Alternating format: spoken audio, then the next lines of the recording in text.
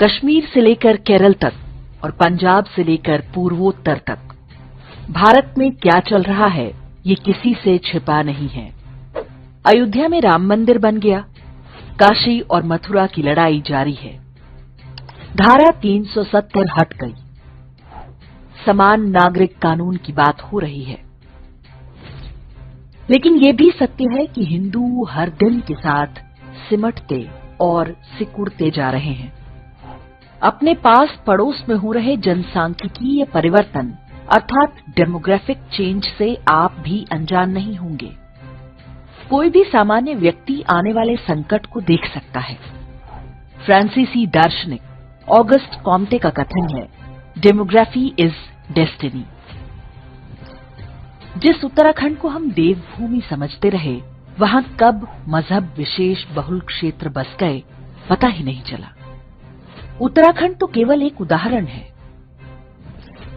हम ये भी देख सकते हैं कि हमारे ही वोटों से चुनी सरकारें, न्यायपालिका और पूरा शासन तंत्र इस भावी संकट को लेकर भयानक रूप से उदासीन है। बहुत दबाव पड़ा तो थोड़ा बहुत काम हो जाता है। समस्या की जड़ पर अब भी कोई वार करने को तैयार नहीं है। जो भी हो रहा है उससे संकट 5-10 साल टल अवश्य सकता है, लेकिन हल नहीं होगा। जो हिंदुत्व के नाम पर चुने गए हैं उन्हें भी पता है कि हिंदुओं के पास कोई विकल्प नहीं है। ऊपर से संवैधानिक व्यवस्थाएं हैं जो सुनिश्चित करती हैं कि जो भी सरकार बने वो सेक्युलरिज्म की रक्षा के लिए हिंदुओं को दबाए और अन्य मजहबों का तृप्तिकरण करे। तो ऐसी स्थिति में एक सामान्य हिंदू के रूप में हम क्या कर सकते हैं? छोटा परिवार सुखी परिवार के सरकारी झांसे में ना रहे। बड़ा परिवार दुखी परिवार नहीं होता। कोविड में हम सब ने ये देखा है कि परिवार का ही सहारा था। स्वयं नहीं कर सकते तो कम से कम उन लोगों का उत्साहवर्धन और आर्थिक सहायता करें जिनके 2 से अधिक बच्चे हैं। अपने बच्चों को विदेश भेजने की होड़ में ना पड़े। भारत का भविष्य तभी है जब नई पीढ़ी के प्रतिभावान लोग देश में ही रहें। इसमें कोई संदेह नहीं कि नरेंद्र मोदी सरकार ने भारत में अपार आर्थिक संभावनाएं पैदा की हैं। भारत में रहने का ये सर्वश्रेष्ठ समय है। अपने परिवार को बचाइए, तभी धर्म और संस्कृति बचेगी। नई पीढ़ी के बच्चे तेजी से वो खो रहे हैं। वामपंथ की कुदृष्टि आपके बच्चों पर है। वे इस काम पर करोड़ों डॉलर खर्च कर रहे हैं। बच्चों को बचपन से ही धर्म और संस्कार की शिक्षा दीजिए, अन्यथा वे एक दिन आपके भी किसी काम के नहीं रहेंगे। घर में अंग्रेजी में बात न करें।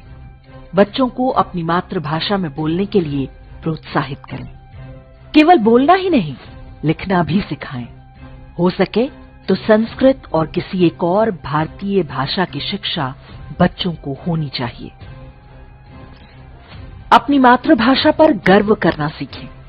जब 2 बंगाली आपस में मिलते हैं तो बांग्ला में बात करते हैं। इसी प्रकार उड़िया, मराठी, कन्नड़, तेलुगु और तमिल इत्यादि भी मातृभाषा को प्राथमिकता देते हैं। उन्हें ऐसा करता देख चिढ़े नहीं, उनसे प्रेरणा ले। भाषा बचेगी तभी संस्कृति भी सुरक्षित रहेगी। घर में रामायण और गीता की एक प्रति अवश्य रखें। बच्चों को जन्मदिन इत्यादि पर इन्हें उपहार में दें।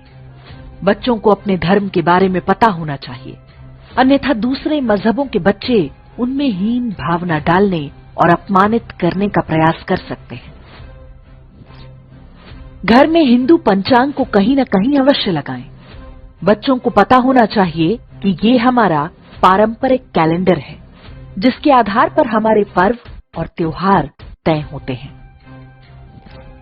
बच्चों को बताएं कि वे हिंदू हैं, ये देश उनकी मातृभूमि है।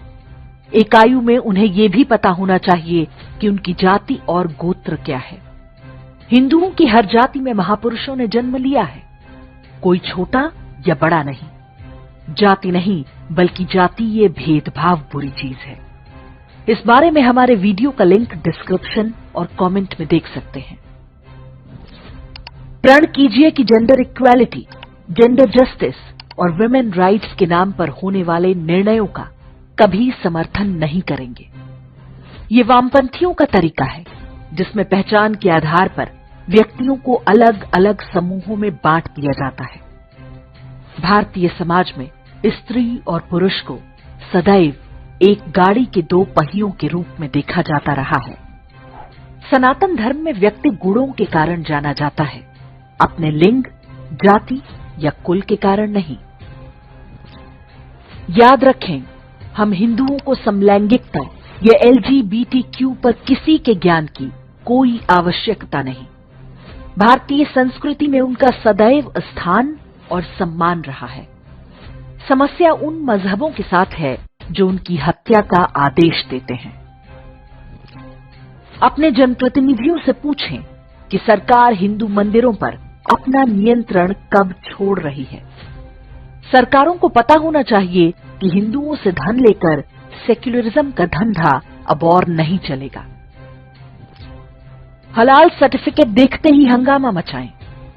रेलवे, एयरलाइंस से लेकर होटलों तक में आज भी हलाल सर्टिफाइड उत्पाद बेचने के प्रयास हो रहे हैं।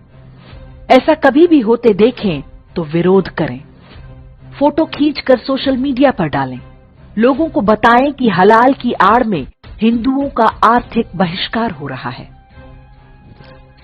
ऐसी कंपनियों और व्यक्तियों के साथ कोई व्यापार या व्यवहार न करें जो हमारे देश, समाज और धर्म के प्रति दुर्भावना रखता है। अपनी आय का एक हिस्सा अपनी पसंद की किसी धर्मार्थ संस्था को दान करें या सीधे किसी निर्धन हिंदू की सहायता करें। हिंदू है तो बंधु है, ये भावना पूरे समाज में होनी चाहिए। स्मरण रहे कि ये एक धर्म युद्ध है जो 1000 वर्षों से हम पर थोपा गया है। अंत में जीत सत्य की ही होगी, लेकिन हम मूक दर्शक बने रहे तो आने वाली पीढ़ियां हमें कभी क्षमा नहीं करेंगी।